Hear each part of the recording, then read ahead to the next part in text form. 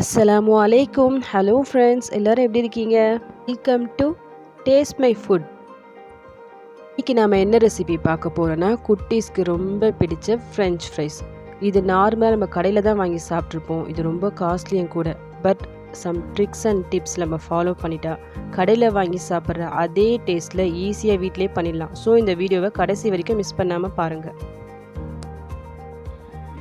இதுக்காக இன்றைக்கி நான் ஒரு 3 பெரிய உருளைக்கிழங்கா வாங்கி வச்சுருக்கேன். இது ஒரு 3/4 கிலோ இருக்குது. எப்போயுமே ஃப்ரெஞ்ச் ஃப்ரைஸ் பண்ணும்போது உருளைக்கிழங்கு பெருசாக பார்த்து வாங்கிக்கிங்க. இது நல்லா தோலை ரிமூவ் பண்ணிவிட்டு இது மாதிரி வாஷ் பண்ணி வச்சுக்கலாம். நெக்ஸ்ட்டு இப்போ நம்ம கட் பண்ணிக்கலாம் இந்த உருளைக்கிழங்கை. உங்களுக்கு பர்ஃபெக்டாக ஃப்ரெஞ்ச் ஃப்ரைஸ் அந்த ஷேப் நீங்கள் கட் பண்ணணும்னு நினச்சிங்கன்னா இந்த 2 முனையும் கட் பண்ணிவிட்டு இந்த மாதிரி கட் பண்ணிக்கோங்க ஈவனாக.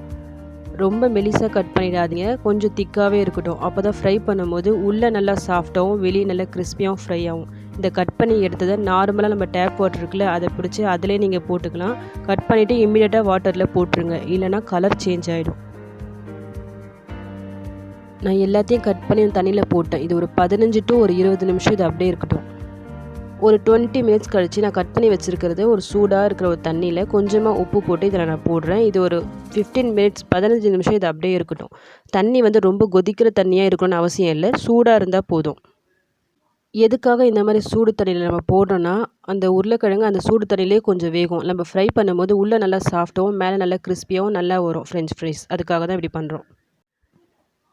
ஒரு 15 மினிட்ஸ் கழித்து அந்த தண்ணி எல்லாம் நல்லா ட்ரெயின் பண்ணிவிட்டு, உங்கள்கிட்ட டிஷ்யூ பேப்பர் இருந்தால் அதை நல்லா ஸ்ப்ரெட் பண்ணி விட்டுக்குங்க. அந்த தண்ணி எல்லாம் நல்லா ட்ரை ஆகணும். அப்படி டிஷ்யூ பேப்பர் இல்லைனா திக்கான ஒரு டவல் எடுத்து இந்த மாதிரி நல்லா ஸ்ப்ரெட் பண்ணி விட்டுக்குங்க. வெயிலில் காய வச்சிடாதீங்க, உள்ளேயே இருக்கட்டும். இந்த தண்ணி எல்லாம் நல்லா ட்ரை ஆகணும், அது வரைக்கும் வெயிட் பண்ணுங்கள். தண்ணி எல்லாம் நல்லா ட்ரை ஆன உடனே ஒரு பேனில் ஆயில் போட்டு ஆயில் நல்லா ஹீட் ஆனதும் நம்ம ஃப்ரை பண்ணி எடுத்துக்கலாம். லோ டு மீடியம் ஃப்ளேமில் ஒரு 4 to 5 நிமிஷம் இதை ஃப்ரை பண்ணிக்கலாம். ஓவராக ஃப்ரை பண்ணணும்னு அவசியம் இல்லை இதை.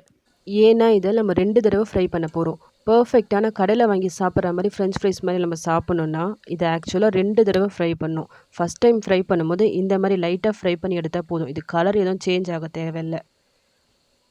லோ டு மீடியம் ஃப்ளேமில் வச்சுக்கலாம். உள்ளே மட்டும் கொஞ்சம் பாயில் ஆகும் இந்த மாதிரி நம்ம ஃப்ரை பண்ணி எடுக்கும்போது.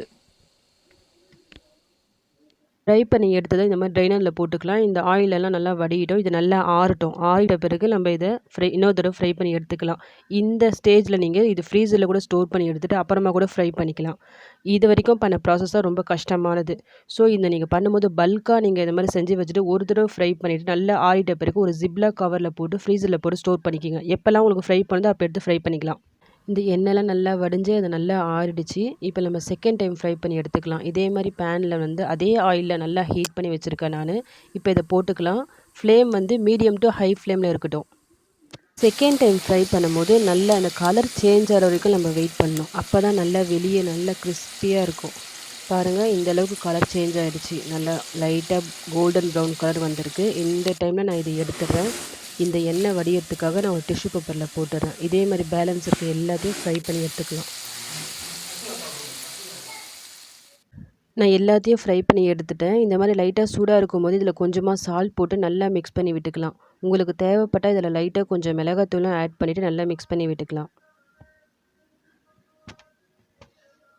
ஃப்ரெஞ்ச் ஃப்ரைஸ் சாப்பிட்றதுக்காக மெக்டொனால்டோ இல்லை கேஎஃப்சி தான் போகணுன்னு இல்லை. வீட்லேயே அதே டேஸ்ட்டில் சூப்பராக ஈஸியாக நம்ம செஞ்சு சாப்பிட்லாம் நினச்ச டைமில். இந்த ஃப்ரெஞ்ச் ஃப்ரைஸ் டிப் பண்ணி சாப்பிட்றதுக்காக நான் டொமேட்டோ கெச்சப் வச்சுருக்கேன். இந்த டொமேட்டோ கெச்சப் வீட்டிலே எப்படி செய்யுதுன்னு சொல்லி ஆல்ரெடி நம்ம டேஸ்ட் மை ஃபுட்டில் நான் வீடியோ போட்டிருக்கேன். ஸோ அதை செக் பண்ணிக்கோங்க. இந்த வீடியோ உங்களுக்கு பிடிச்சிருந்தா லைக் பண்ணுங்கள், ஷேர் பண்ணுங்கள், கமெண்ட் பண்ணுங்கள். மறக்காமல் சப்ஸ்கிரைப் பண்ணுங்கள். தேங்க்யூ.